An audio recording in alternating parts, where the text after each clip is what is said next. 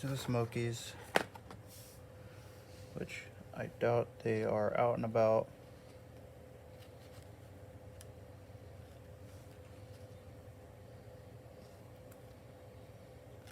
They have been chewing on their piece of squash there and eating a little bit of this. So their poop is a little bit different. More giant pellets. The springtails break those down. That's why springtails are more prolific in these enclosures. I'm actually going to do nothing with this enclosure but spray it a little bit to add more moisture for these guys. They like more moisture so they can molt correctly. I like to dampen that down pretty well so it stays pretty damp in this enclosure. But yeah, that is a smoky oak millipedes found in North America. I'll have more information on all the critters and creatures that I keep, but right now I don't have too much information. I mean, I have it, but I just don't know it right off my head. This is the armadillo maculatum zebra, which I've gotten this culture from someone I found on a off of OfferUp. Actually, they were trying to get rid of their dairy cows. They could no longer take care of them. They were just finished with school and getting into law. But yeah, these are another one of the culture that she gave me. She originally said she would give me all of her cultures for $20, and I offered her $50 because I knew what she had. So the ones that I've gotten from her was an extra amount of the Cubaris marina, which I've already had some from Howley's Reptiles. So I had added to that culture the Persilio Lavis dairy cow, the Armadillidium officinalis Sicily, the Persilio scaber orange koi, and also these maculatums. These were all the isopods that were sold to me for a total of $50 for a total of 5 cultures, which I feel like was definitely worth it. There were more than 10 counts. There was a lot of babies, especially with the zebras. The zebras had plenty of babies going. I'm actually going to show you guys this cork to show you guys how many are in here. There's a lot more than that. They're just a lot of more hiding. Just pieces of rotten wood in here that they chow on. How you know it's rotten is it just kind of crumbles very, very easily. Like you can literally crumble it up into a powder. So I've done that in some of my substrates. I've crumbled it up a couple pieces and into a powder, and yes, allowed it to really flourish. This is still damp, but it's not as damp as I would like.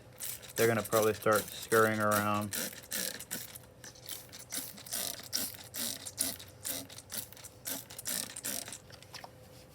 Now that I've dampened their enclosure, I'm going to add some food right here. That's where they've been eating it. And a little bit in this little pocket right here, where the springtails are hanging out. I'm going to add some eggshells throughout. I try to add a good amount of those. They really eat those up. These guys have eaten their scales, so I will toss a little bit in there. They eat the shrimp. I just don't like to give them too much shrimp because they don't seem to eat it like right away. I just throw it in there every once in a blue moon. Some of the pellets, just toss a few of those in there. They mainly eat their leaves and their They love the morning wood. I also have the bug burger, which I toss a little bit out in there every once in a while. These guys are really cool. A lot of them have spotted.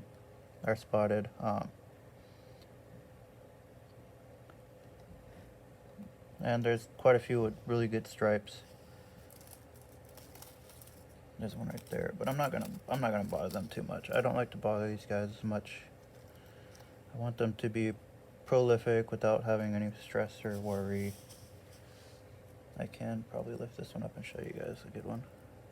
This one's got pretty fair striping. There's lots of springtails on this wood. And another way you can tell good rotted wood, once it's dried out, it's super light. It's almost like a sponge. But yeah, that's all I'm gonna do for that enclosure. Sorry, I'm bumping my camera. My next one, showed you guys in my last video. These are my newest ones that I've added to the culture with these. So far I haven't found anything in the parakeet, armadillo parakeet, the canisters that came in. I usually leave it, let it do its thing. These ones have been doing pretty good. They've been eating the food I've been tossing in there.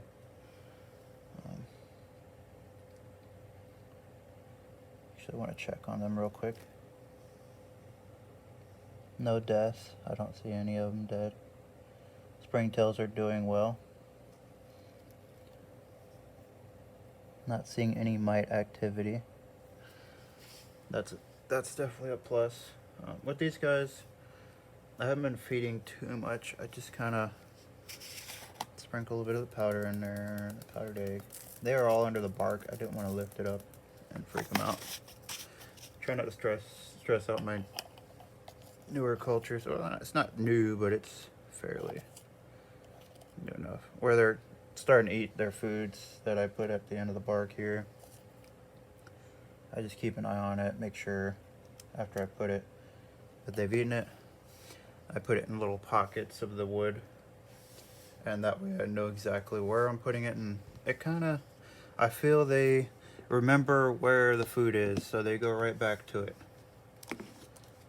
And once they get that established and they get the comfort of knowing where their food is, they go right back to it every time, and you can keep an eye on it that way.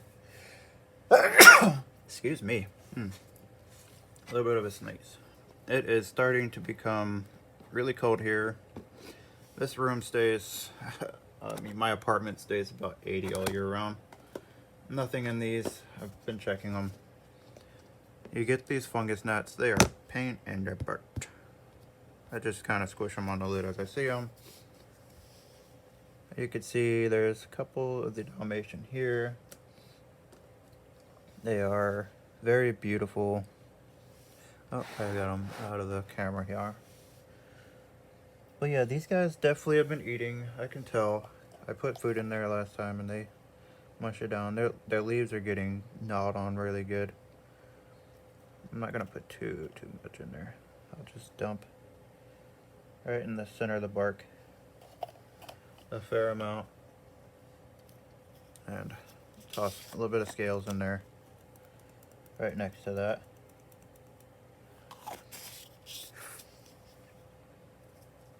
And then just a couple little pellets.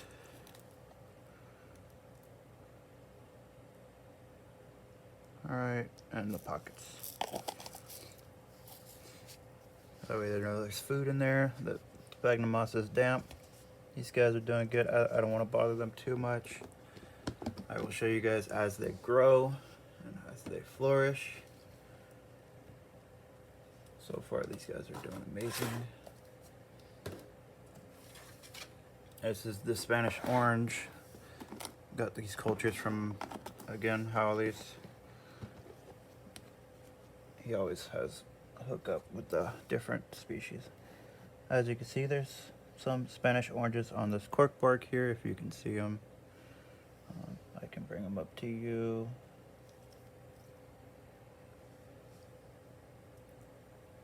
I'll shine some light on them. This guy's got a nice, beautiful sheen to him. I do love the oranges. I have to admit, I love orange isopods. Or anything orange. I don't know why. It's that golden appeal, I guess. These guys have been chewing down on their food here. Um, I'm gonna go ahead and add some more of these scales.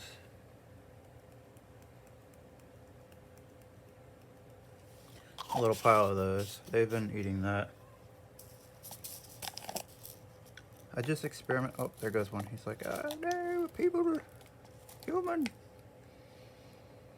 Just a few pellets.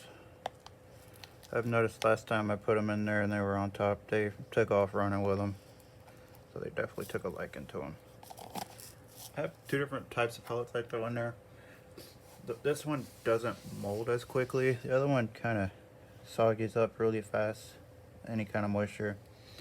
So I like these better. I have the extreme ones. They work. You just gotta keep them really dry. I am going to top this off just a hair bit. Put some more of that. And that's it. I'm not gonna add anything else. They usually eat that pretty quickly. I'm gonna go ahead and toss that back up there.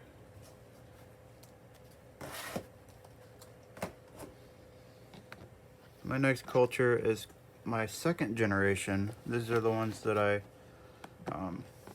these were the babies from the very first generation, which they have definitely flourished. These guys have been growing out quickly. There is it's just a culture that I found under bark around my local walkways, away from traffic, away from all civilization, more off into the woods. There's no sprays or anything around there, no pollution. But these guys have really been taken off. There's quite a few different species in here. I'm not quite sure. This is more of a this is dry up here where we're at, so I decided to put more cork bark in here into their substrate. But there's quite a bit under there. I can actually probably shine my camera on them. That way you can see better.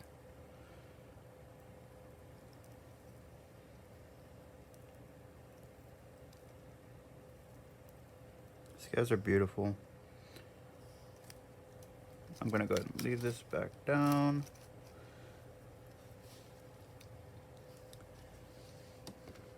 This guy's been trying to run away from this enclosure since I got him. Oh, I didn't grab him. Oh no, I dropped my phone. I just scared the crap out of him, I'm sure.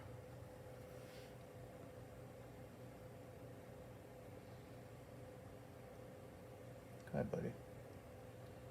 I hope you escaped onto my hand. This is actually an armadillo. I believe it's a granulatum. Might be too soon to tell.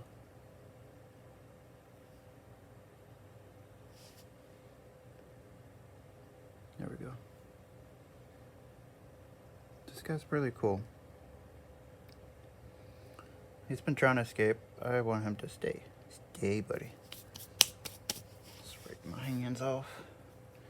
Okay, these guys eat a lot, so I'm gonna go ahead and dust them with some powdered eggshell. Toss a little bit up there. How you can tell they've been eating a lot is definitely from the frass. Frass is a big indication that they are eating really well. That was the skin. With these guys, I put quite a bit of this in here because they gobble it up like there's no tomorrow.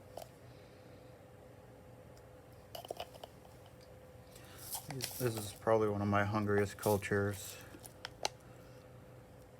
I kind of like sprinkle food throughout and it disappears really fast. But I don't feed them but every other day. Because they eat it that fast. They actually eat it that fast. Put a couple of shrimp pieces in here. These shrimp actually disappear completely. Like literally you can't find any shrimp in this enclosure within 2 days. It's gone. They chew it down to nothing, which is amazing. Needs a little bit of water. Sure, gonna freak some of these guys out. Okay. And I like to try and keep too much moisture from the sides there. These enclosures, I've been getting some mites. I don't have enough springtails in here. I need to get more springtails. Waiting for my shipment, so I can start off a new culture. I want to try something different this time. See, was my idea at one time. It works. It does wonders. Look how much they've been eating these leaves. I love it. I love it. I love it. I love it. Try to get it to focus. There's one right here hanging out, and there's another one poking at it like, hey, watch out, buddy. This is my spot. This is actually from these are actually, I think, the adults from the first generation. Yeah, I think this is the adults, if I'm not wrong. Which these guys have been prolific too.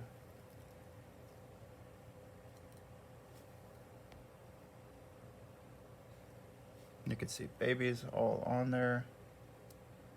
Oh, they're taking dives. These guys have been doing really well for me, and we'll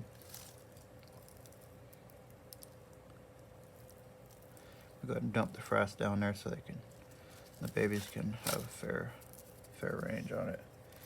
There are lots of mankai in here. A few different species that have been collected from the wild here. So they just keep growing and growing and growing. I just gotta keep splitting the culture. This one I keep quite a bit of leaves on. These are some of the leaves I picked up from locally at a park. Not a park, but like I said, the walkway where I got these guys from. I try to source stuff where I got them from. Oh, why'd I do that? I need to feed them. They need food. These guys need food.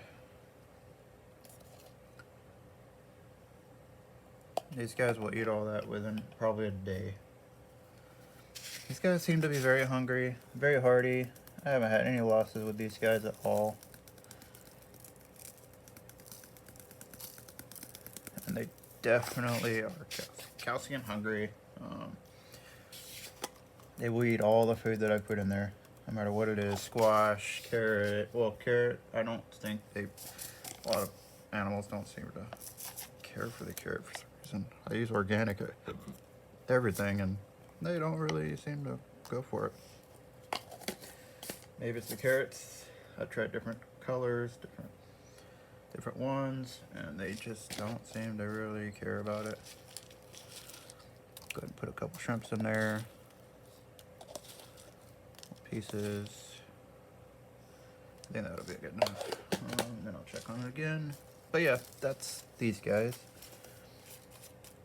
I've noticed when you spray, the mites tend to come out and spread out and go all over the place. Then once it dries out a little bit again, they seem to disappear or go back into the sphagnum moss. Mites come from pretty much thin air. These are my powder blue culture. This is my original culture I got from Wally. Not trying to bad talk, but I think this is why he's not sending my powder blue culture yet, because I lost a few in transit. So I only ended up with like maybe 5 or 6, if that, in a container. But the ones that are in there now, because the ones that were in the container, there was quite a few deaths as soon as they arrived, but it wasn't his fault. It was kind of cooler out, and the delivery got delayed. They can't drop off our containers in our apartments because there are thieves. So if the packages are too big, they can't fit in the mailbox, they will just take it back and then give you a notice. and I work 1:30 to 10 Monday through Friday, so I can't really get around to the post office right away. So the very next day I had to run up there as soon as possible, grab them. And lo and behold, sadly, I lost some. And same with the springtails. I'm hoping the next time I get a culture from him, they will fare a lot better. But there have been babies in here, so that's a plus. I just ordered some more from him just so I could add to the culture. As you can see, they have been prolific. I've been getting more and more. Springtails are doing good. So it's not horrible. I've been getting some more. And there's lots of babies in there. I just want to add to the culture.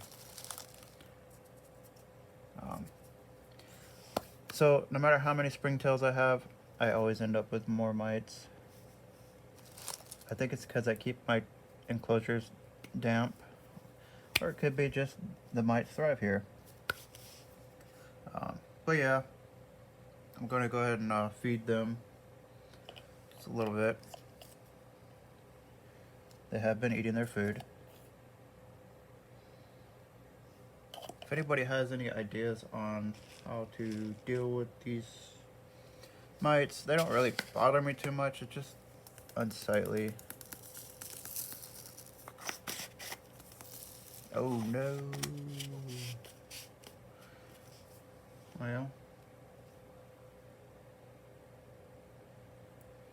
I'll have to, I'll have to get that later.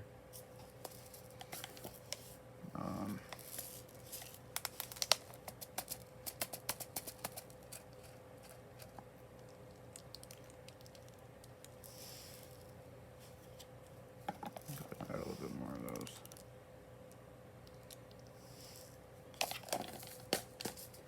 All right, I'm going to leave that at that.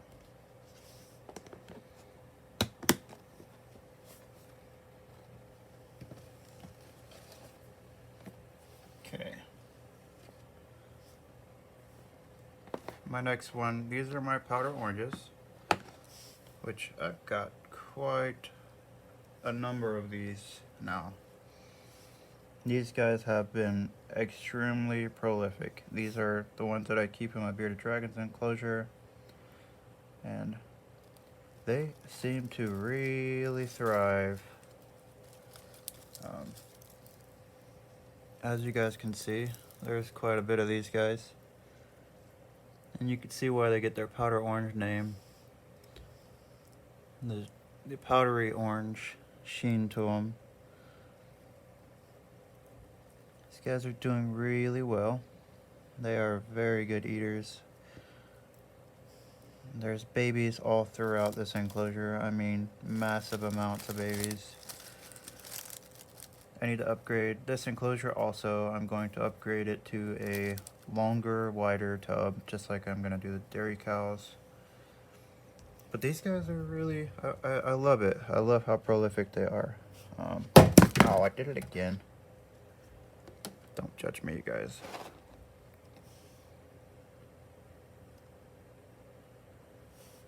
That guy's mating.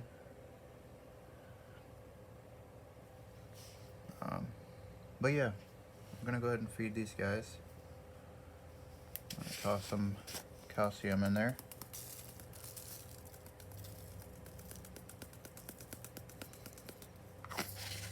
Not as much as the last enclosure, which I feel,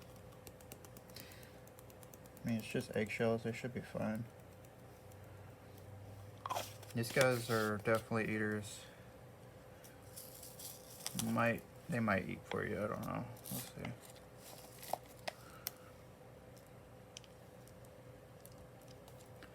As you can see, there's a lot in here, so I have to feed a little bit more heavier for these.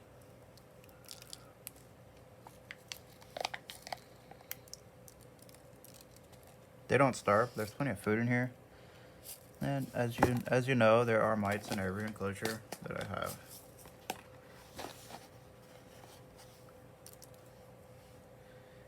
I didn't use any reused substrate. The substrate, no matter which, actually I've used different substrates, and every single substrate I've used, even in my terrariums, you end up with mites.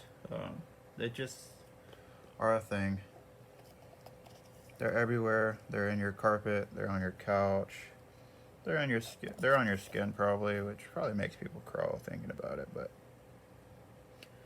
makes the hairs move and so it tickles us when we itch. There's lots of microscopic organisms that we don't see that drive us absolutely insane. But if you think on that too hard, you're gonna go crazy. We don't need you guys going crazy. But yeah, that's it. That's all I'm gonna feed. That's fairly damp. I'm gonna spray just here, in the corners here, so they can shed properly. Of course, I'm probably helping these freaking mites stay alive by dampening my enclosure. I'll just dry the edge. I mean, those are the mites.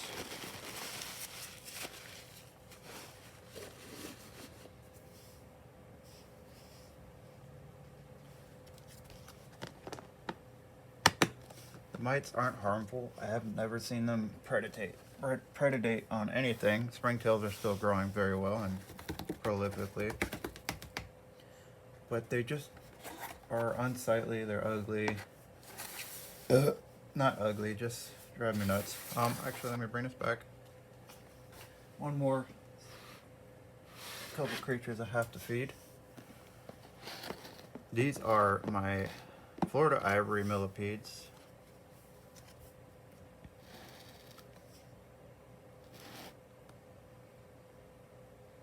There we go. Focus there, buddy. There we go. These guys have been gnawing down on this, so I have the springtails. I put a little bit of the powder in there, they eat it.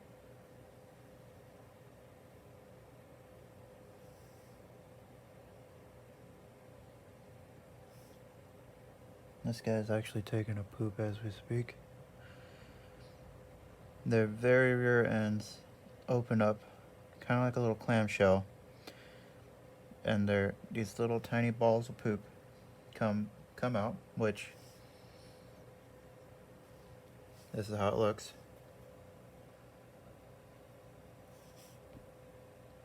It literally looks like goat poop. Little tiny goat poops. I gotta wash my hands after that. But you can actually, I've heard, you can actually feed their frass to your isopods. But I also want to leave the frass in here because these guys were mating. I caught them mating the other night, not too long ago. And their frass almost looks just like the eggs.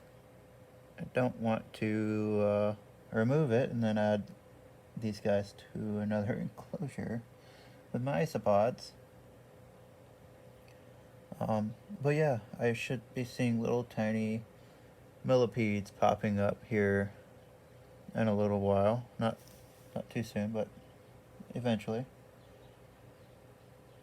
So far I haven't seen anything. I'm hoping to see some. I will eventually upgrade this enclosure to probably a 10-gallon. I just want to get a lot of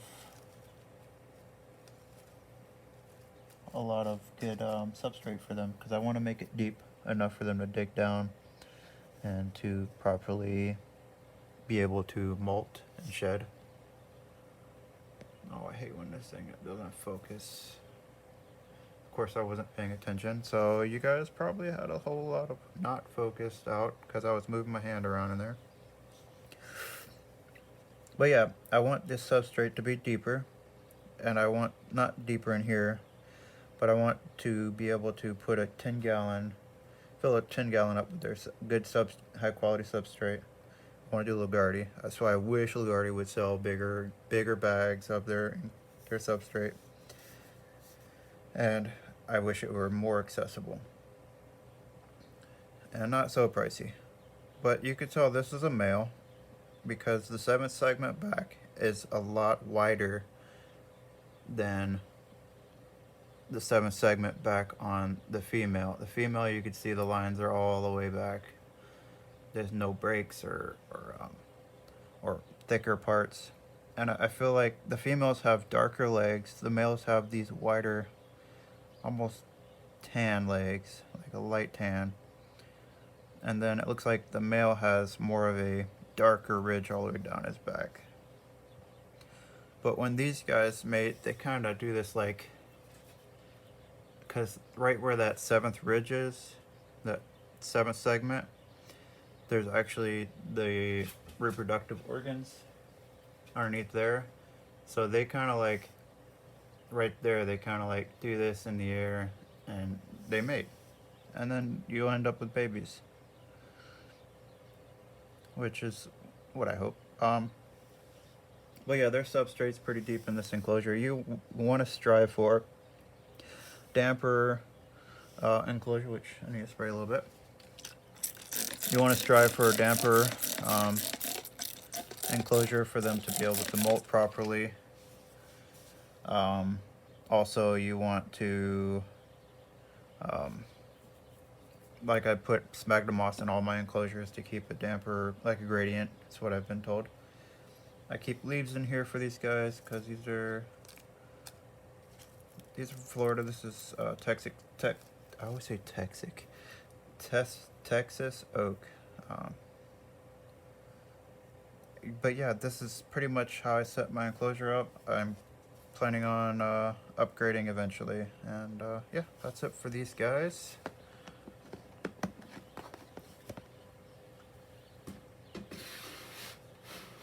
Okay, it's almost time for me to leave to go pick up my wife from work. Last but not least,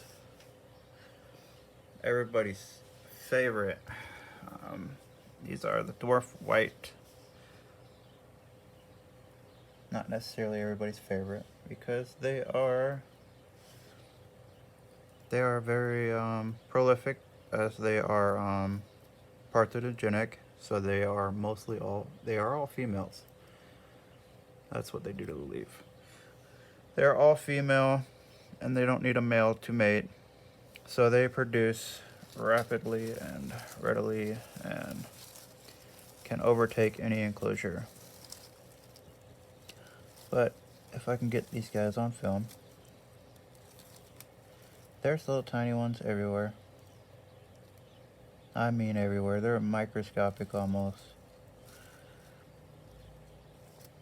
But this soil I made myself out of, be careful not to shake these anywhere, because they will literally wipe out your other species.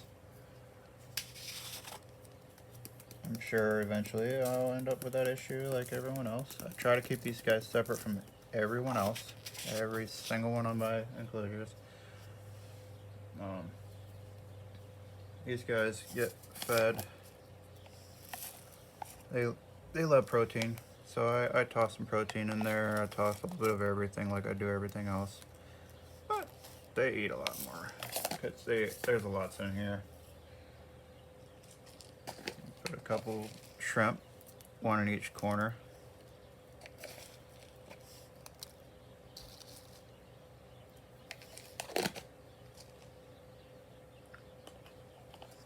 And just a little bit of the morning wood in every corner. This food all disappears really quickly.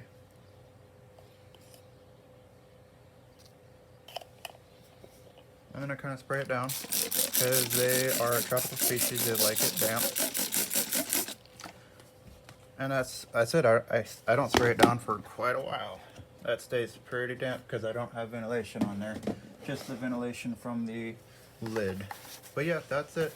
Hope everybody's having a beautiful and blessed day. And yeah, I'm sure you guys don't want to see my ugly mug, but hey.